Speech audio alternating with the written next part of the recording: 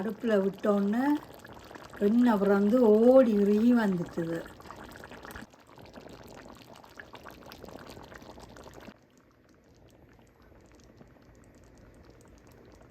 Mutton குழம்பு வைக்க போகிறேன்.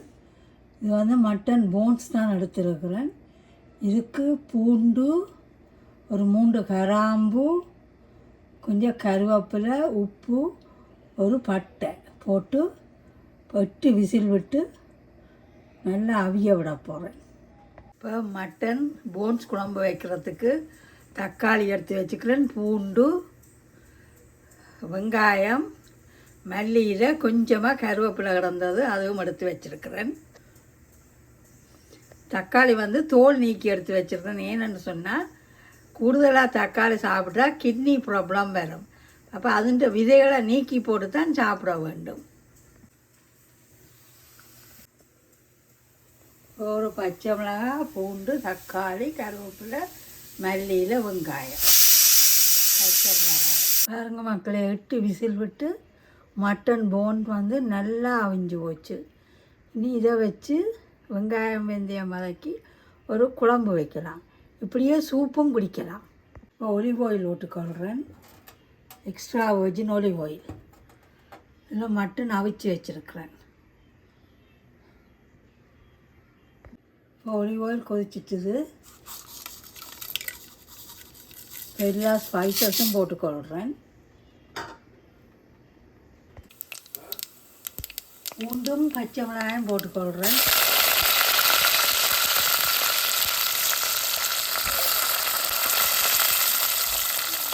இப்போ வெங்காயம் போட்டுக்கொள்கிறேன்.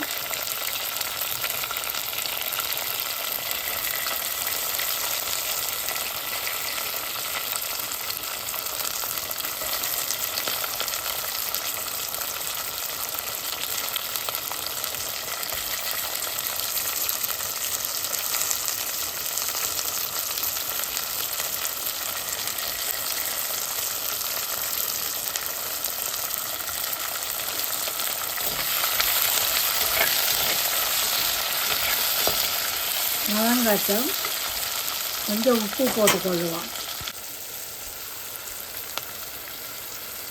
மல்லியில் புதினாயில் ஒரு கருவேப்பட்டை போட மறந்து விட்டேன்.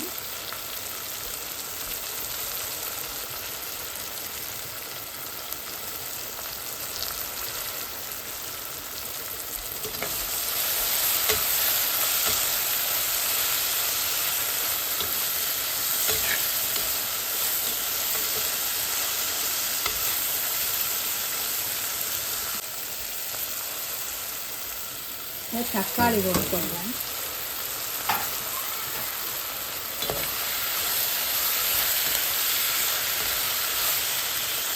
Table spoon ginger garlic paste போட்டிருக்கேன்.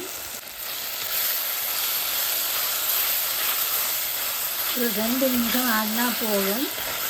ஏன்னா சட்டியில் வந்து ஜிஞ்சர் கார்லிக் பேஸ்ட் போட்ட உடனே அடிப்பிடிச்சு போடும்.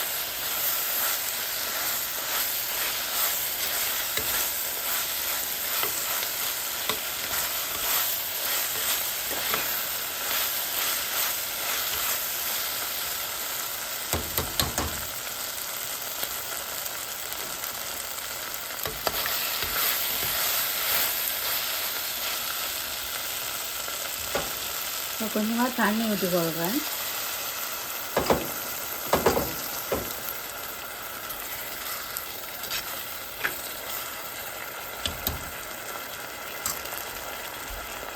இப்போ ஒரு கரண்டி மிளகாத்தூள்,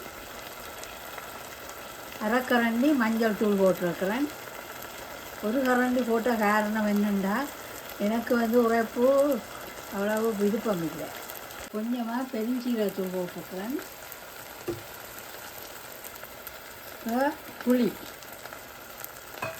தேசிக்காய் புளி கரைச்சி வச்சுருக்கிறேன். அதையும் விட்டு கொள்ளுவோம்.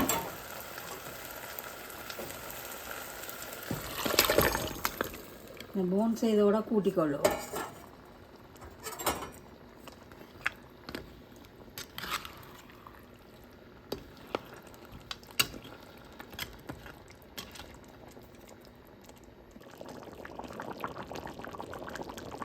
வீட்டில் அரைச்ச பெருஞ்சீரகத்தூள் பெருஞ்சீரகம், கருவா, கிராம்பு, ஏலம் இதெல்லாம் போட்டு வறுத்து அரைச்சினான். இந்த பவுடர் போட்டால் கறியும் வாசமாக இருக்கும், ஓடி இருக்கும். மட்டன் குழம்பு ரெடி. மட்டன் போன்ஸ் குழம்பு ரெடி.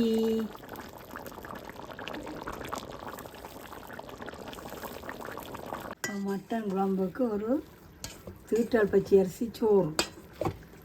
இது நாங்கள் வாங்கி பொங்கலுக்கு யூஸ் பண்ணுறோம். நாங்கள் டயபெட்டிக்காரனும் இந்த சோறு சாப்பிட்டா நல்லது. இப்போ ராசவள்ளி கிழங்கு அவிச்சு வச்சிருக்கிறேன். இதை மசிச்சு போட்டு கோகோனட் மில்க் பவுடர் போட்டு கொஞ்சம் சீனியில் சர்க்கரை போட்டு சாப்பிடலாம். இப்போ ராசவள்ளி கிழங்குக்கு நான் கொஞ்சம் பெனங்கட்டியும் தேங்காய் பால் பவுடரும் போட்டிருக்கிறேன். நல்ல டேஸ்ட்டாக இருக்கும்.